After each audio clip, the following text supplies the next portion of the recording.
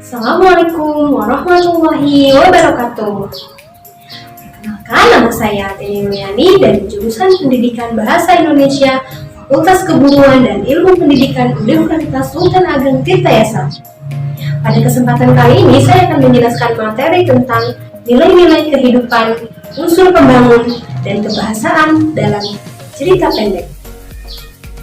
Menurut Kamus Besar Bahasa Indonesia, cerita pendek adalah kisahan pendek kurang dari 10.000 kata yang memberikan kesan tunggal yang dominan dan memusatkan diri pada satu tokoh dalam satu situasi atau pada suatu ketika. Berikut ini merupakan ciri-ciri cerpen. Yang pertama, panjang cerita kurang dari 10.000 kata. 2. Bersifat fiksi. 3. Fokus pada satu kejadian tunggal. 4. Perwatakan tokoh digambarkan sekilas. 5. Konflik yang ditimbulkan tidak mengalami perubahan nasib pada tokohnya. 6. Menyajikan suatu kejadian yang paling menarik. Dan yang terakhir, berakhir dengan penyelesaian. Cerita pendek merupakan salah satu karya sastra yang memusatkan diri pada satu situasi. Dalam cerita pendek, kita akan banyak menemukan berbagai karakter tokoh, baik protagonis maupun antagonis. Keduanya merupakan cerminan nyata dari kehidupan di dunia. Namun, dari karakter tokoh tersebut, kita dapat menemukan nilai-nilai kehidupan, yaitu perbuatan baik yang harus kita tiru dan perbuatan buruk yang harus kita jauhi. Nilai-nilai kehidupan dalam cerita pendek. 1. Nilai sosial. 2. Nilai moral. 3. Nilai agama. 4. Nilai pendidikan. Dan terakhir, nilai budaya. Entah telah berapa puluh ribu cerita pendek dan entah berapa juta orang yang telah mengarangnya, cerita pendek tetap menjadi populer karena banyak yang mengemari. Karya sastra yang satu ini telah banyak diproduksi oleh para sastrawan atau para penulis. Karena cerita pendek memiliki banyak sekali manfaat, di antaranya kita dapat mengambil nilai-nilai kehidupan yang ada di dalam cerita pendek tersebut. Salah satunya cerita pendek yang memuat sekali banyak nilai-nilai kehidupan, contohnya kehidupan agama. Di dalam kehidupan agama kita dapat mengambil banyak sekali ilmu yang kita akan pelajari di cerita pendek tersebut. Manfaat yang dapat kita ambil dari cerita pendek adalah kita dapat merasakan kesenangan. Jika tokoh tersebut merasa senang, kita sebagai pembacanya otomatis pasti akan merasakan senang tersebut. Karena begitu pula pada saat tokoh mengalami kesedihan, pasti kita akan ikut merasakan kesedihan tersebut. Selain itu, dengan membaca cerita pendek, kita dapat mengetahui kehidupan-kehidupan yang ada di sekeliling kita, dan kita dapat lebih menghargai kehidupan tersebut.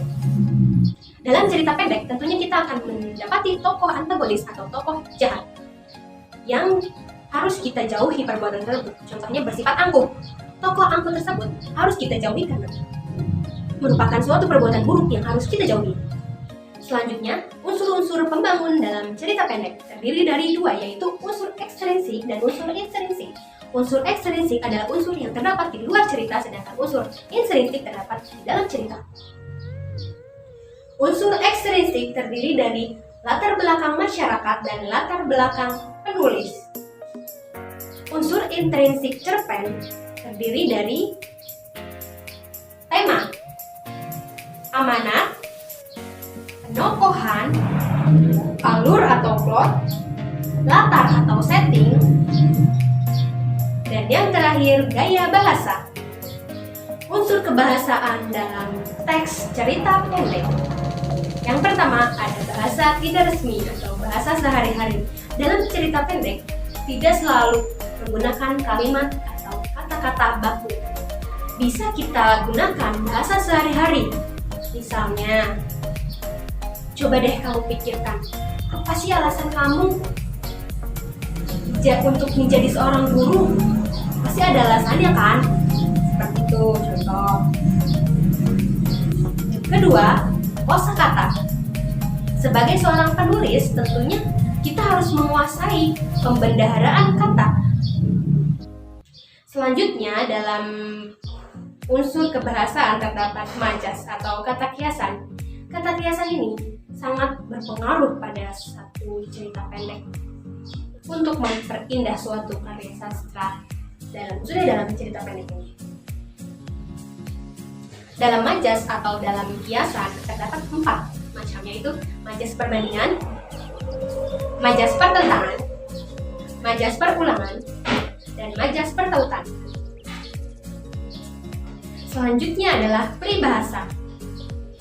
Peribahasa adalah ayat atau kelompok kata yang mempunyai susunan yang tetap dan mengandung pengertian tertentu, bidal, dan pepatah. Beberapa peribahasa merupakan suatu perumpamaan. Terdapat 3 bentuk peribahasa. Yang pertama, pepatah. Jenis peribahasa yang kedua adalah perumpamaan. Bentuk peribahasa yang ketiga yaitu pameo. Selanjutnya, ungkapan. Contoh ungkapan, kambing hitam, artinya orang yang disalahkan.